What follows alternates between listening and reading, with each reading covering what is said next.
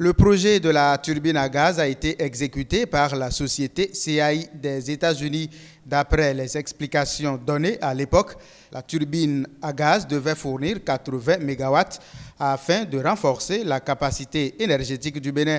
Le gaz du Nigeria, grâce au projet gazoduc, devait faire tourner les 8 turbines installées.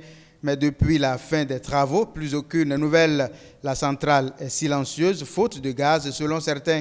C'est à cause des assurances qui ne veulent pas s'engager, disent d'autres sources. Tout est prêt et des essais auront lieu au mois de novembre, explique un cadre béninois. Des hypothèses qui restent à l'étape de rumeur, puisque nous n'avons pas pu joindre les responsables concernés. Une fois sur le site, un expatrié a exigé une autorisation du ministère de l'Énergie. Avant de nous parler du côté de la Direction générale de l'énergie, c'est aussi le silence radio au sujet de la centrale électrique.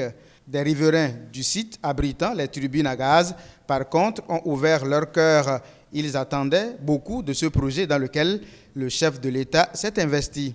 On n'a pas encore des nouvelles du site, mais comme cela est proche de nous, bon, c'est une bonne chose pour nous. Bon, nous voulons que si ça ne commence pas à fonctionner, nous, la population qui sommes ici, on va en bénéficier à Maria Greta ici.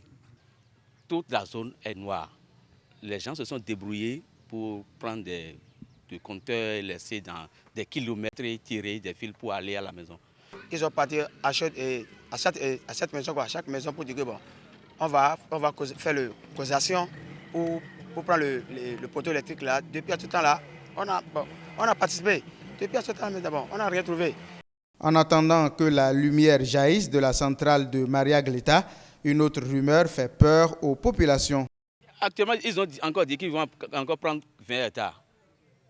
Ils vont exproprier tous ceux-là pour des causes inconnues. Je ne comprends pas. Les explications des autorités impliquées dans la construction de la centrale de Maria Greta sont attendues. En dehors des problèmes liés au gaz et aux sociétés d'assurance, les populations ont besoin de savoir si réellement 2 des 8 turbines sont défectueuses.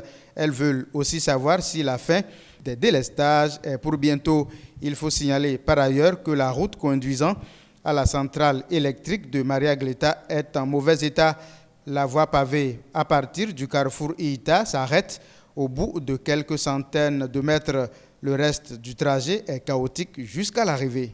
La voie aussi là, c'est gâté. Hein?